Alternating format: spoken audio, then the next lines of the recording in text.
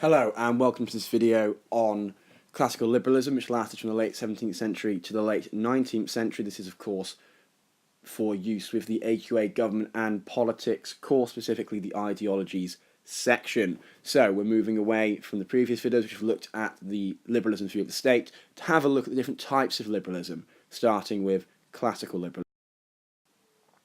So classical liberalism was created by individuals, and it was created effectively to link this ideology of liberalism to their contextual surroundings, okay? So to link to the surroundings of that time period in the 17th and 19th centuries, okay? And it's formed of four main parts: revolutionary potential, negative liberty, minimal state, and laissez-faire capitalism. And we'll explore each of these four in detail now. So, revolutionary potential, okay? This feature stemmed from liberals' desire to achieve government by consent, okay, which obviously was set out by John Locke. It's one of the key objectives of a liberal state, and remember, it means that both the government and the governed have to opt in, okay? They have to both declare that, well, essentially the governed rather have to opt in to be governed by the governed, by the government. Anyway, that's really important. Now, clearly in the 17th century, when you still got these monarchical governments and these dictatorships, that wasn't necessarily going to happen overnight. And in order to achieve this, it was often necessary for individuals to commit acts that were revolutionary in nature. Okay, they had to have mini revolutions, whether that was on the scale of the French Revolution, whether that was on the scale of protests. They had to do something in order to make things change.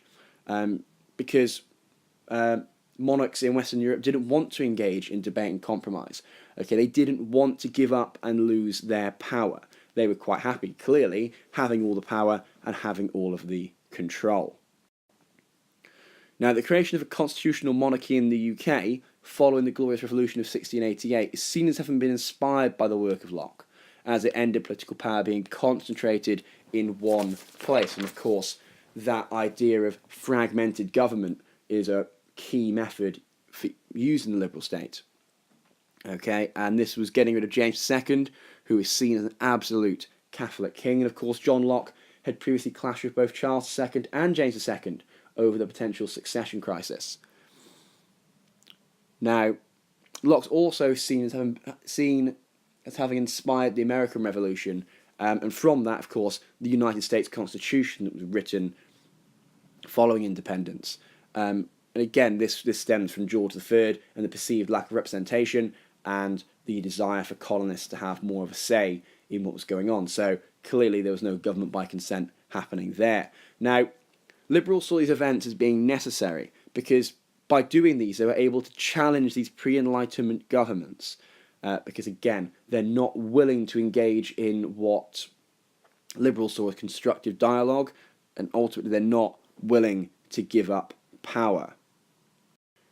Now, within this period where classical liberalism emerges, it's important to know that these two of the key pillars we've been discussing as part of liberalism hadn't been universally accepted, particularly in the 18th century. Okay, and these were rationalism and the need for society to focus on ensuring individual freedom. Now, this appears massively when we look at the role of women in society. Okay, and Mary Wollstonecraft, she argued that the way in which women were being treated went against the traditional liberal focus on reason and individual liberty, basically because 50% of the population were being oppressed, in effect. Okay, they had less rights than men, they had less opportunities than men. Wollstonecraft, quite rightly, isn't happy about this, and she saw English society as only seeing women as being fit to be wives and mothers. And basically, there was no focus on allowing them to achieve their individual potential. Okay, so girls wouldn't have gone to school. They'd have had even less educational rights than men. They weren't able to vote. Okay, when they were married, they became the property of their husbands. And ultimately, their role was seen as taking care of children in the home, not being able to achieve whatever they set their hearts on. And she basically said that society contrived to keep women in a state of listless inactivity and stupid acquiescence. Okay, and so the way they're kept keeps them quiet, stops them from being able to challenge the natural order. And yeah, basically they were seen as society as being emotional, not rational. So therefore they were excluded from the ideas of liberalism effectively. Now, Wollstonecraft argued basically that both men and women needed access to a formal education in order to fully use their powers of reason. And this would be seen as entirely and indisputably in keeping with liberal ideology by later thinkers. Okay, following the 18th and 19th centuries, no one would dispute this fact. Okay, they would see education as being the best method of allowing individuals to fully use their powers of reason. However, during the 18th and 19th centuries, it was seen as being dangerously radical. Okay, the ruling elite, okay, those powerful men, didn't like this idea, okay, because it challenged their opinions and it challenged what had gone before, and it was effectively going to upset the entirety of society. Now, moving on from this revolutionary potential, we get to negative liberty. Now, negative liberty is a belief that individuals have to be left to their own devices, okay? Basically, they've got to be left to pursue their destiny. You've got to leave them to it and let them get on with it. Any attempt to interfere with their actions is seen as an infringement of individual liberty. So any attempt to stop them, to manipulate them, is an infringement. Now, this stems from individuals like Voltaire and Charles Louis Montesquieu, and they believed that individual liberty was essential to self-determination and self-reliance. Remember those two key things that liberal thinkers focus on. Okay, and that ability to operate as an individual. Now, Wollstonecraft also attempted to link this to the individual liberty of women, and she was largely unsuccessful. But again, it's a step towards getting equal rights. The reason that negative liberty comes about is because early classical liberals became conscious very early on that liberty was a really vague and wide-reaching term.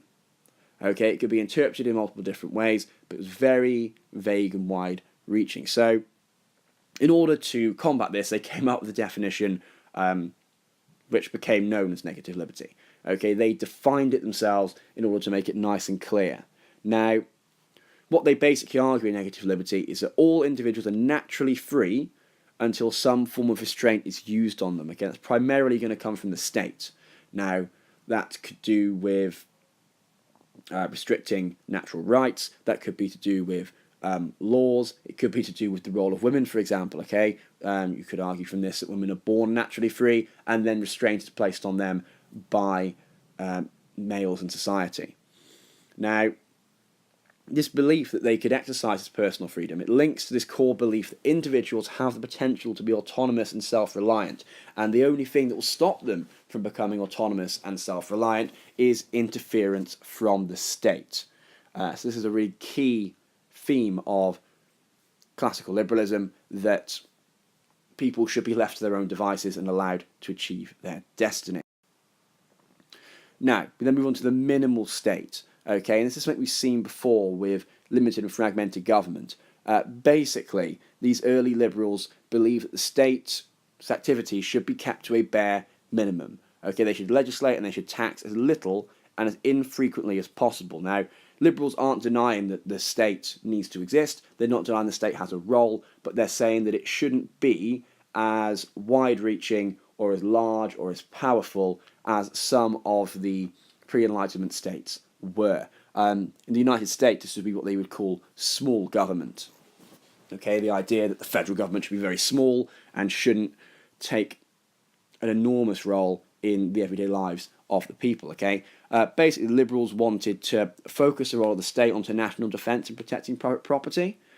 Basically, this is law and order, so you're making sure that people don't come and steal your property, damage your property, attack your property. Okay, and that mediating of disputes, of course, in between individuals, which is, let's not forget, the main reason why a liberal would believe they need to leave the state of nature. Okay, and they also believe that the state should be in charge of the military. Okay, a realization there that you need a strong, unified leader to lead your military. Now, this all stems from liberty being defined as the absence of restraint, okay, or negative liberalism. All right, so they just don't want the state being able to step in and control things as much as perhaps a monarch or a dictatorial state might like. Okay, and basically what they said is the state should be limited both in how it acted and in what it could do. And this is summed up nicely by Thomas Jefferson, who of course was one of the founding fathers of the United States, a signer of the Declaration of Independence and a writer of the Constitution. And he wrote that the government that is best is that which governs least. When government grows, our liberty withers. So again, it's this focus on making sure that the government is not interfering too much in the day-to-day lives of the people. This is something that you see enormously in the United States today, where you have, particularly amongst Republicans in groups like the Tea Party, a belief that big government is anti-democratic and that big government shouldn't exist. Okay, and it should be left to the states to self-determine or to individuals to self-determine. Now, this belief in a minimal state also strengthens the faith that the classical liberals held in the need to ensure that political power was effectively dispersed. And they believe in this. This is via things like separation of powers in the United States branches of government. And basically they like this because it makes direct action very difficult. Okay, and if you make it difficult for the state to take direct action, they can make sure it's not a constant event. So that idea of checks and balances, that idea of making it difficult for laws to be passed, should mean that the state or the government will only put in the required amount of effort for something that they see as being genuinely worthwhile. If it's going to be something relatively minor and it's difficult to get it through Parliament, to get it through Congress, then they may well not do it. But for classical liberals, this was a way of just making it hard for the state to interfere in their lives.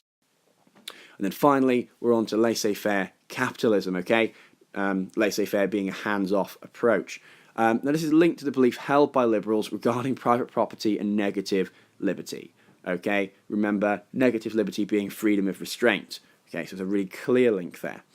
It's an economic system that is centred on the lack of state interference, and it basically is all about letting private enterprise and capitalism operate freely without state restraints. Okay, without the government taking direct control or the government indirectly affecting it. And basically, this stemmed from liberalism having to react to how their new beliefs in government were linked to the economy. So as clearly as classical liberals came up with ideas of how the government should operate, this then had impact on economic policy. Okay, and Adam Smith, okay, remember who wrote The Wealth of Nations in 1776, is a massive argues enormously for laissez-faire capitalism. What he says, and we've covered this before, is that capitalism, by acting through market forces, okay, has a truly limitless capacity to improve and enrich both society and the individuals existing within it. Basically, if you allow capitalism to do its thing, it will enrich everybody. Okay, and this came again from his belief in trickle-down economics. So what he said is that if you employ a laissez-faire approach, okay, to the market economy, the wealth will trickle down because you will allow the richest in society to make money, to employ people to use their business as they need to, and they will spend all of their money on services and goods, and that will trickle down eventually to the poorest in society. Okay, which in some respects is an argument against the redistribution of wealth because the richest will support the poorest. So you don't need the state or the government to come in, as would happen in a socialist government, and take that money off of the rich and redistribute it to everybody. Okay, and Smith also argues for an end to all duties and tariffs and that free trade between nations should be encouraged, which is quite a modern idea. It's something we've seen with organisations like the European Economic Community, of course a pre-runner to the European Union, and it's something that is certainly desired by the vast majority of governments today, so he's way ahead of his time there.